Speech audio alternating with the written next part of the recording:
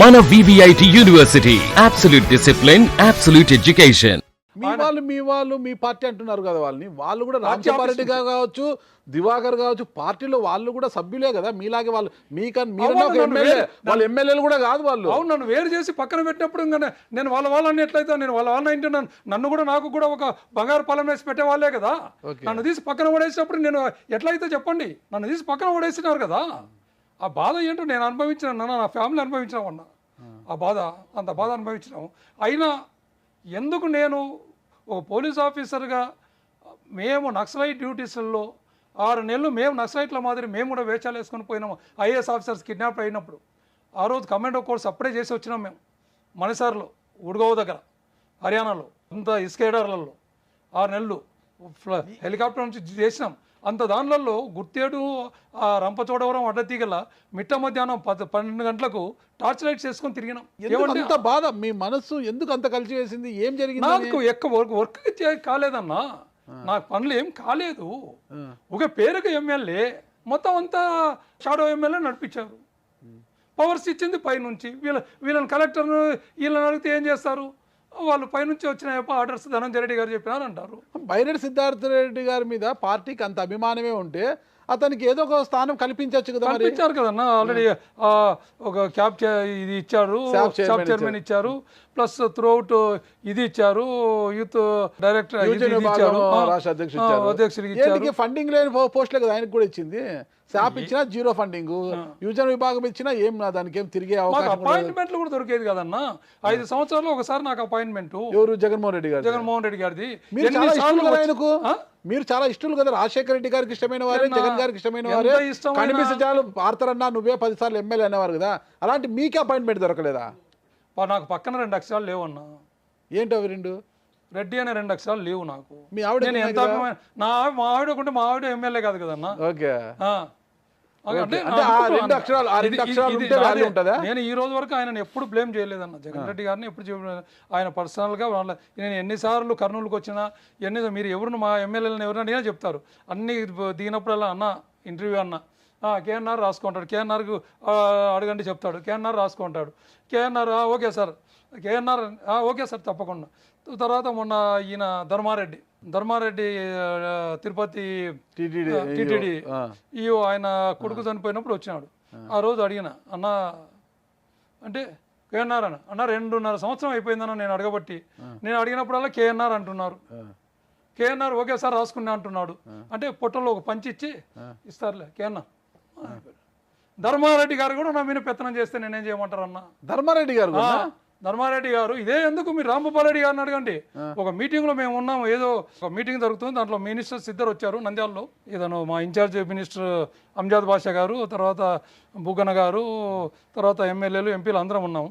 నేను లాస్ట్లో కూర్చున్నా. నా పక్కన శిల్పా చక్రపాణి రెడ్డి, తర్వాత రాంభూపాల్ రెడ్డి, తర్వాత ఎంపీ బ్రహ్మానంద రెడ్డి కూర్చున్నారు, తర్వాత మినిస్టర్ 2, తర్వాత కలెక్టర్ అట్లా కూర్చున్నారు. రాంభూపాల్ రెడ్డి ఊకుండకుండా మీటింగ్ ఏదో జరుగుతుంది, వాళ్ళు ఏదో మాట్లాడుతుంటే ధర్మారెడ్డి మొన్న దీనికి ఆయన డైరెక్టర్ ఉన్నాడు కదా, మెంబర్ కదా, ఒక మాట మాట్లాడే బాగానే ఏమేంటి నువ్వు తర్తూరు కంట నువ్వు పోకపోయినా వాళ్ళ అల్లుడు ఉన్నాడు తర్తూరులో వాళ్ళ అల్లుడు ఉన్నాడు, వాళ్ళ అల్లుడు నిన్ను మొత్తం ఒక ఓటు కూడా మిస్ కాకుండా గెలిపిస్తాడంట అని నేను గట్టిగా అన్నా.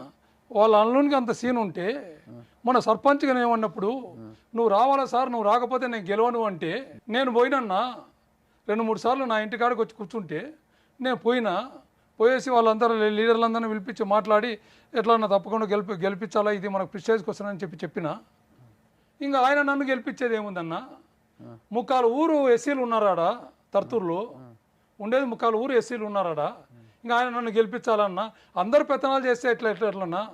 ఎలక్షన్లప్పుడు కూడా 10 లక్షలు ఇప్పించినాడు ఆయనకు ఒక్కటిగా చెప్పాను. నేను నా ఉండే విషయం కట్టిన చెప్తే అప్పుడు ఎంపీ ఏంది అని ఇట్లా చూడన్నా అంటే నీకు పాపం ఎంపీ గారు ఏం మాట్లాడలే.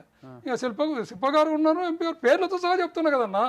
నేను ఒక్క పొల్లు కూడా అబద్ధం చెప్పట్లే. ఇంకా కొత్త విషయం చెప్పారు ఈరోజు నాకు. మీరు నాకు తెలిసి నా బయట జరిగిన ప్రచారం ఏంటంటే బైరెడ్డి సిద్ధార్థ రెడ్డిని అణచివేయడానికి, అతను ఎదగకుండా ఉండేందుకు మీరు శిల్పా చక్రపాణి రెడ్డి గారు, ధర్మారెడ్డి గారు, బుగ్గన రాజేంద్రనాథ్ రెడ్డి గారు, కాటసాని రాంభూపాల్ రెడ్డి గారు, మొత్తం కూడా ఏకమయ్యారు, అందరూ ఒక తాటిపైకి వచ్చారు, బైరెడ్డి సిద్ధార్థిని తొక్కివేయడానికి ప్రయత్నించారంటారు. ధర్మారెడ్డి గారు కూడా మీపై పెత్తనం అంటారు. I swore my mother, okay, I swore my mother, నాకు ఈ రాజకీయ కాంక్ష ఏమీ లేదు. అసలు బైరెడ్డి సిద్ధార్థ రెడ్డి గారికి మీకు గ్యాప్ రావడానికి కారణమే వీళ్ళంతా కలిపి మిమ్మల్ని, నువ్వేంది సిద్ధార్థ రెడ్డి ఒక కన్సర్న్ లో పనిచేయడం ఏంటి, నీకు వ్యక్తిగతంగా ఉండాలి, వాళ్ళు మిమ్మల్ని ప్రవోక్ చేశారు. ఒక విషయం చెప్తాను, ఒక విషయం చెప్తాను. ఫస్ట్ మా ఇద్దరికి రావడానికి కారణము ఈయననే, ధర్మారెడ్డి. అవసరం అదే నేను చెప్తున్నా. ఫస్ట్ ఒక సిఐ సుబ్రహ్మణ్యం అని ఉన్నాడు, ఆ సిఐని పోస్టింగ్ ఇవ్వాలని చెప్పేసి అడిగారు. ఆ సిఐని నందికొట్కూరుకు పోస్టింగ్ ఇవ్వాలని, సిఐ పోస్టింగ్ ఇవ్వాలని అడిగినప్పుడు నేను ఫస్ట్లో తీసుకున్నది యొక్క పోస్టింగ్ కూడా నా సొంతంగా ఒకటి తీసుకోలేదు, అన్ని వీళ్ళు ఏవి ఇస్తే అవే లెటర్లు ఇచ్చేసేసిన, సిద్ధార్థ రెడ్డి వాళ్ళు ఏది ఇస్తే అదే లెటర్లు ఇచ్చేసేసిన. అప్పుడు నేను మాట్లాడిన ఇట్లా సిఐ గురించి అడుగుతున్నారు, సిఐ గురించి అడిగినాడు. ఆయన ఏదో ఎవరు అంటున్నాను, సుబ్రహ్మణ్యం అంటాను అంటే, వాడెందుకన్నా వాడు మనం వద్దన్నా, నన్ను అప్పుడు వాడు స్టేషన్లో తీసుకుపోయినారన్న నన్ను 3 టౌన్లో. సరే అని చెప్పేసి నేను వాళ్ళకి అదే మాట చెప్పాను. ఆ సిఐ గురించి ధనుంజయ రెడ్డి గారు, మన బుగ్గన రాజేంద్రనాథ్ రెడ్డి గారు, తర్వాత మన ఓఎస్డి కృష్ణమోహన్ రెడ్డి గారు, వేమిరెడ్డి ప్రభాకర్ రెడ్డి గారు, ఇంతమంది నాకు ప్రెజర్ చేసినారన్న.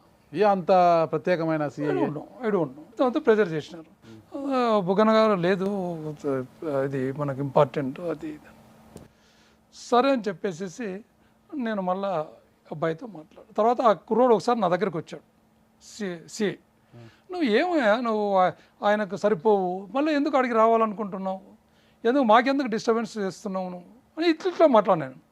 మాట్లాడినప్పుడు, సార్ నేను 3 టౌన్లో పనే చేయలేదు సార్, ఆ సుబ్రహ్మణ్యం వేరే సార్, నేను వేరే సార్ అని ఆయన మొత్తం వాళ్ళ కాస్ట్ ఈయన కాస్ట్ అన్నీ చెప్పాను. నేను ఎస్సీ సార్, ఆయన బార్బార్స్ అని సంథింగ్ కాస్ట్లు చెప్పుకున్నాడు.